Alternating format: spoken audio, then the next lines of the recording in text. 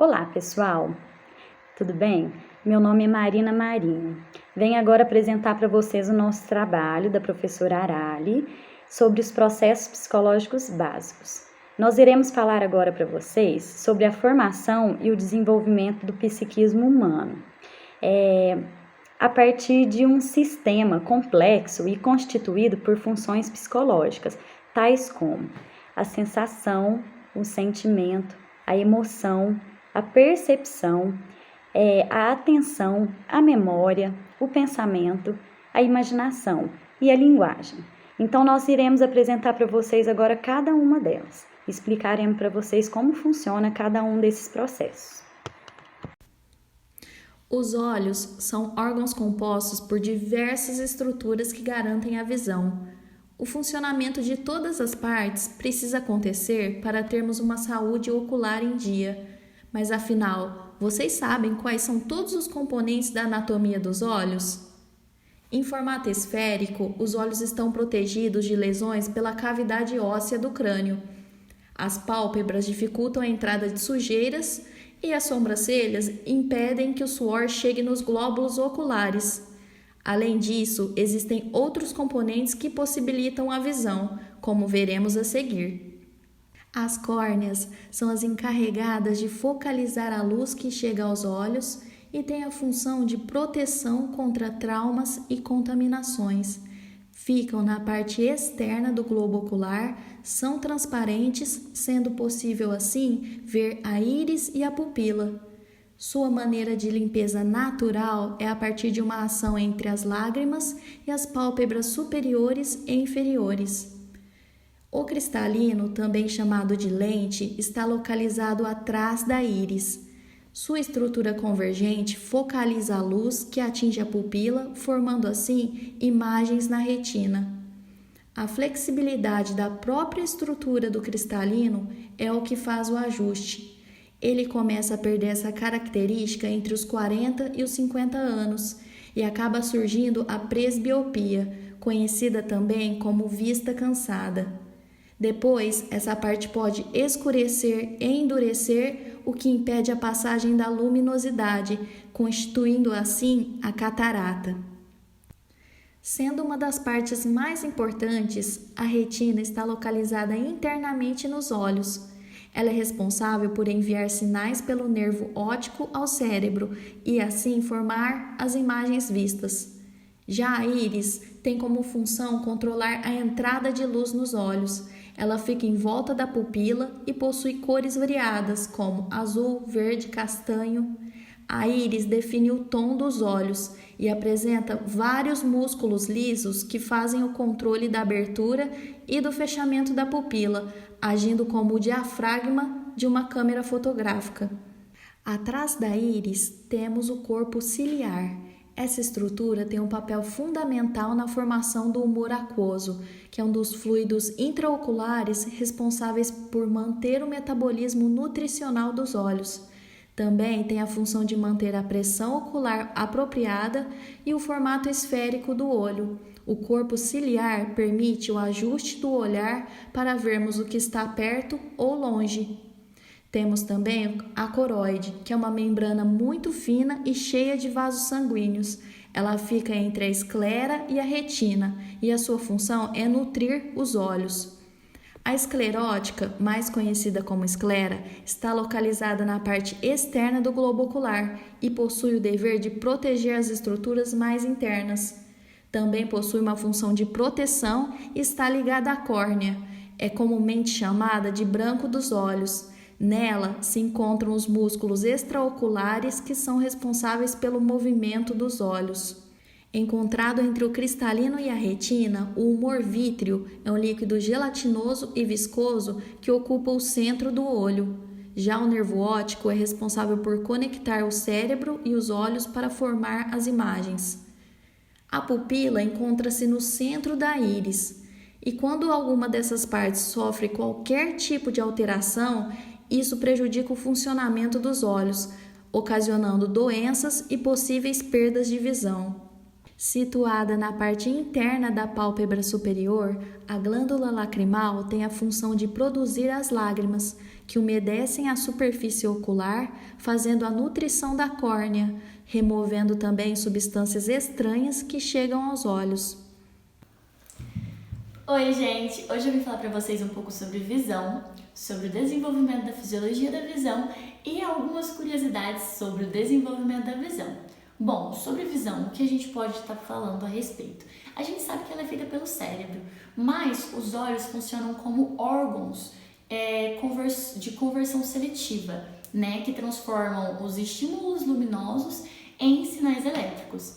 Esses estímulos, eles passam pelo o trajeto do sistema visual, né, e sofrem uma purificação, trazendo assim e gerando assim uma impressão visual única, né?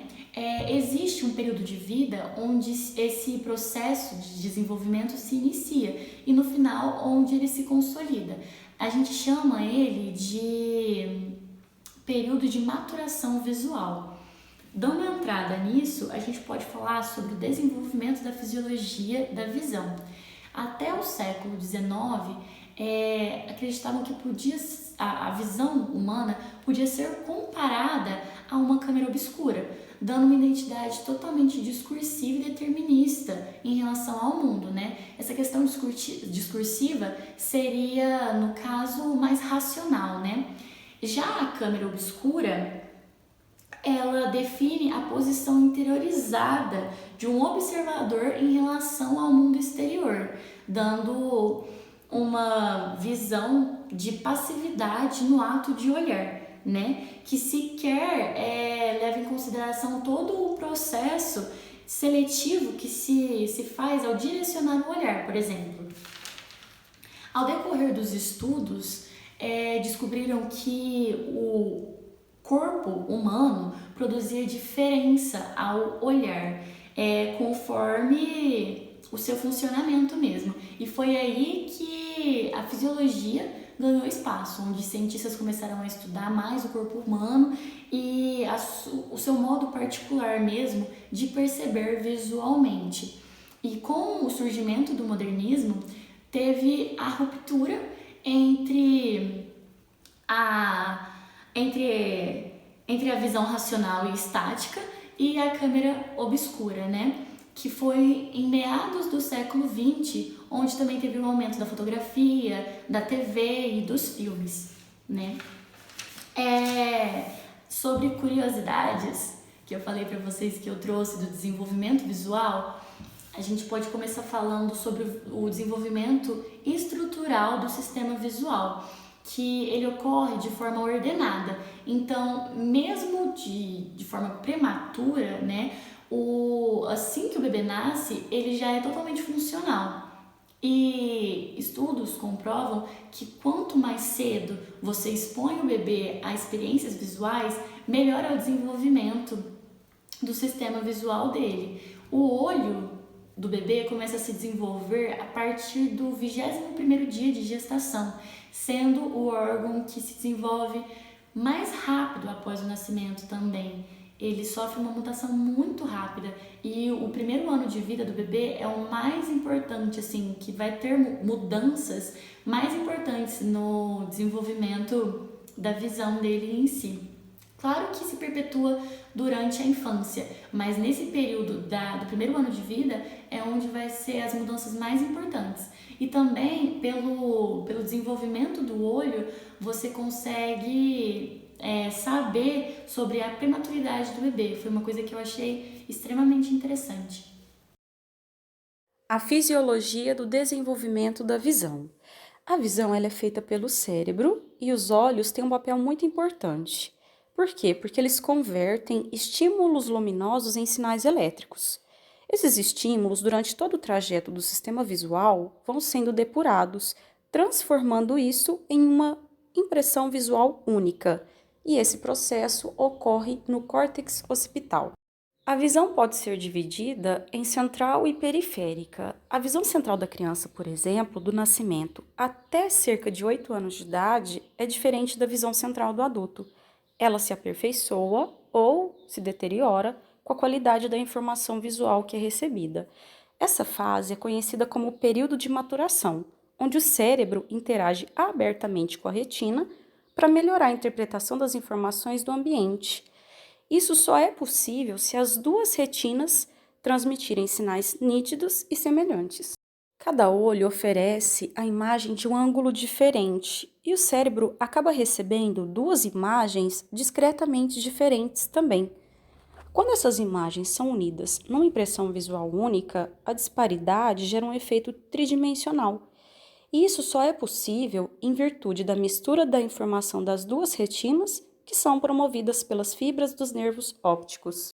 Quando isso não acontece, como é o caso do estrabismo, o desalinho dos eixos visuais faz com que cada olho forneça imagens muito diferentes entre si, conflitantes, e isso impede o processo de fusão e faz com que o cérebro acabe escolhendo uma das imagens, desprezando a outra. Com isso, o olho que tem a sua imagem preterida, ele não se desenvolve na mesma proporção que o outro, pois ele é pouco exigido, pouco usado. A correção tardia, ela só é benéfica na questão da estética, pois o período de desenvolvimento da visão já terminou. A retina, ela não tem a mesma sensibilidade em toda a sua extensão. Ela possui uma área do tamanho da cabeça de um alfinete, que é responsável pela discriminação dos objetos. Essa área é conhecida como fóvea. A fóvea, ela fica próxima ao disco óptico, mas é ligeiramente deslocada para o lado temporal. O disco óptico é o local onde o nervo óptico penetra no olho. Como nessa região não existem fotorreceptores, ele é completamente cego. Todo o resto da retina é responsável pela visão de campo, e a visão de campo é fundamental para a locomoção, pois ela dá uma apreciação de conjunto. É importante salientar que o conceito de que a perda de visão de campo é mais desabilitante que a visão central. Nós vamos entender agora sobre a visão binocular. E o que é a visão binocular?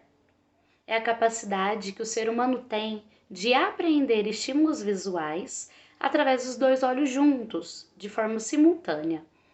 Mas para que isso ocorra, é necessário que esses dois olhos estejam em plena capacidade e funcionalidade, ou seja, é necessário que eles estejam sadios. Tudo que é captado pelo olho esquerdo e pelo olho direito passa por uma fusão no cérebro, gerando a percepção de distância e profundidade nas imagens.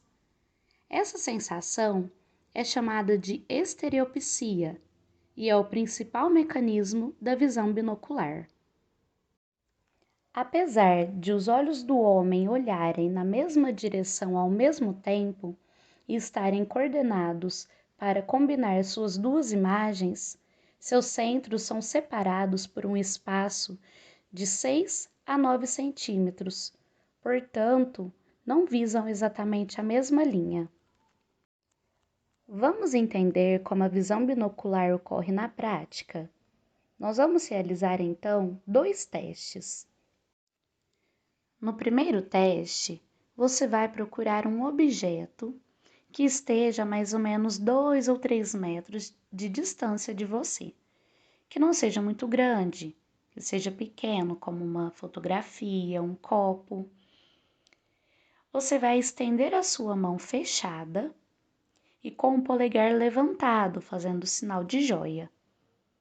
Você vai colocar o seu polegar entre você e o objeto.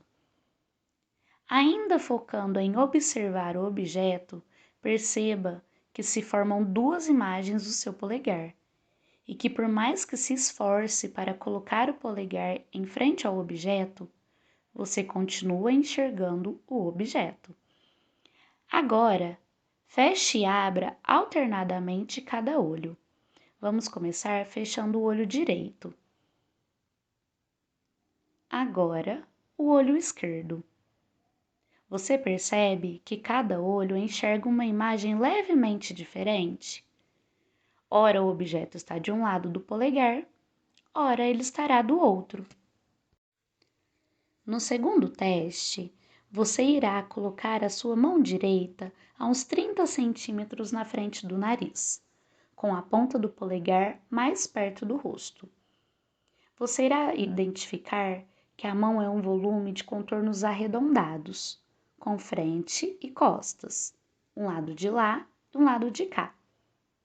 Fechando o olho direito, verá mais a palma da mão e um pouco das juntas. Agora feche o olho esquerdo e olhe com o direito. A palma desaparece e as juntas são vistas melhor. Isso acontece pelo fato de nós termos dois olhos frontais deslocados lateralmente, em aproximadamente 7 a 9 centímetros, como já citado antes. Cada olho recebe uma imagem numa perspectiva um pouco deslocada da outra. O cérebro junta as duas imagens, fazendo com que você enxergue de forma nítida, e os objetos por ordem de profundidade. Assim, ao abrir e fechar alternadamente os olhos, seu cérebro recebe apenas a imagem de cada olho por vez, o que faz com que sejam percebidas imagens diferentes. A fisiologia e a percepção da cor. A luz entra pelo olho humano através da córnea, pela pupila. Em função da maior ou menor quantidade de luz, os músculos da íris se contraem ou se expandem para controlar essa mesma entrada. Funciona basicamente como um diafragma de uma máquina fotográfica. Depois, essa luz que é admitida é captada por 3 elementos refratores: o humor aquoso, o cristalino e o humor vítreo. É na parte posterior do olho que encontramos camadas de células especializadas que formam a retina. O olho humano sente o aspecto das cores usando uma combinação da informação vinda das células localizadas no nosso olho, chamadas de cone e bastonete. Os bastonetes são mais adaptados a situações de pouca luz, mas eles somente detectam a intensidade da luz. Os cones, por outro lado, funcionam melhor como intensidades maiores de luz e são capazes de discernir as cores. Percepção é o processamento da luz que chega aos nossos olhos. As regularidades desses fenômenos referem-se a 3 características da luz: a sua intensidade, seu comprimento de onda e sua distribuição no tempo e no espaço.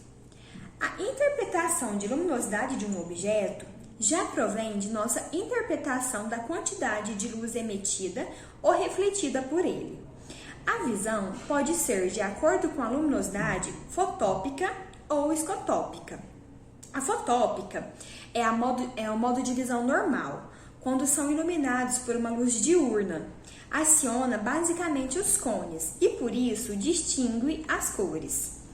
A estocópica é a visão noturna, predominante as atividades dos bastonetes. Apresenta uma percepção acromática, de fraca acuidade e acontece principalmente diante de baixa luminosidade, na região periférica da retina.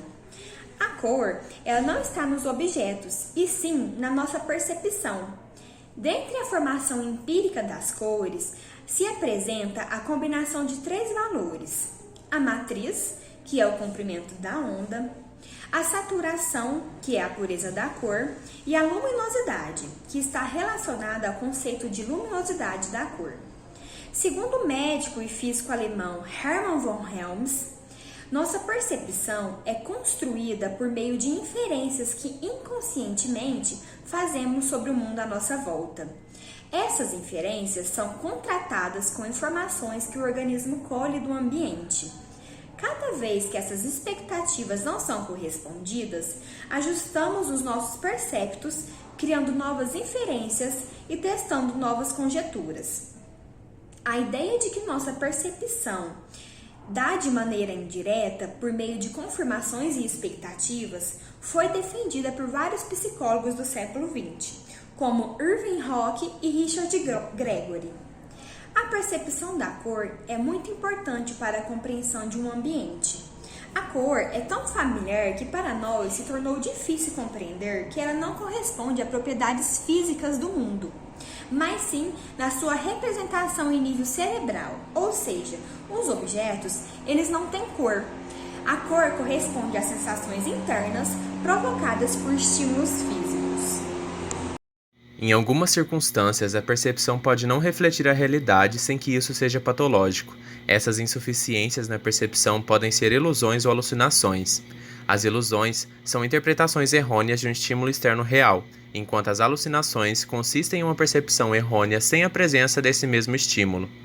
Essas experiências perceptivas podem ocorrer com qualquer patologia existente e são causadas principalmente por características fisiológicas ou cognitivas do sistema ou estados alterados, como abuso de substâncias ou sono. Um exemplo de ilusão seriam as citadas ilusões de óticas, que seria perceber duas cores iguais de diferente forma, perceber movimento em uma imagem estática, entre outros. E as alucinações mais comuns são as hipnagógicas, que é quando você está adormecendo e percebe uma figura, som ou sente que alguém está te tocando. As hipnopômpicas, que seriam as mesmas sensações, mas estando acordado. E as derivadas do consumo de drogas alucinógenas, como LSD ou cogumelos alucinógenos, que provocam alucinações mais elaboradas. Apesar disso, as ilusões e alucinações também podem ser patológicas e estarem relacionadas com esquizofrenia, episódios de psicose e até ideias ilusórias. A percepção também pode estar afetada por um dano causado em nossos órgãos sensoriais, lesões nas vias que levam as informações sensoriais ao cérebro, ou até mesmo nas áreas do cérebro que são responsáveis pela percepção. Uma lesão em qualquer um desses 3 pontos pode afetar a percepção normal de estímulos. E o transtorno mais comum da percepção é a agnósia.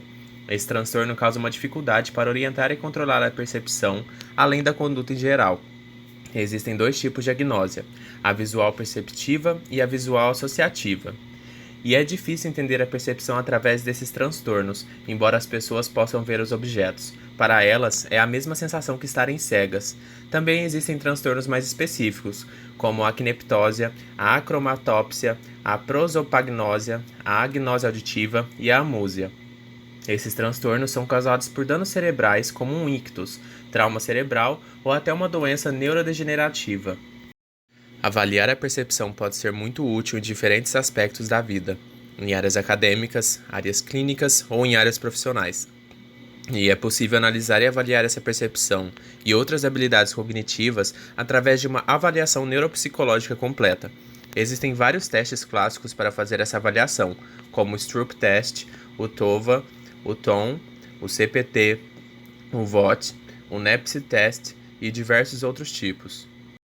Trouxemos também alguns exemplos das ilusões mais interessantes desde a Grécia Antiga até a Era da Informação. Começamos pela pintura do artista britânico Bridget Riley, chamada Fall, de 1963, que é um dos exemplos que mostra uma imagem estática que nos dá a impressão de estar em movimento. Esse efeito é causado através de pequenos movimentos rápidos dos olhos dos espectadores ao tentar se manter fixo na imagem, conhecidos como micromovimentos sacádicos. Como próximo exemplo, trouxemos a grade de Hermann, uma ilusão criada pela primeira vez em 1870, que percebemos rapidamente um efeito bastante fantasmagórico quando fixamos os olhos sobre ela. Os pontos das intersecções das linhas tracejadas parecem desaparecer e reaparecer, dependendo de onde você fixa o seu olhar. Como próximo exemplo, podemos citar os ilusionistas e mágicos, que através de seus truques e habilidades aperfeiçoadas por seus antecessores, provam ter uma compreensão intuitiva do olho e da mente humana. E estudos também têm demonstrado que, em grande parte, o truque se situa no ponto cego do olho, onde o nervo óptico e a retina se encontram. Como último exemplo, trouxemos um vestido que repercutiu nas mídias sociais em 2014, gerando uma grande discussão sobre qual que era sua verdadeira cor.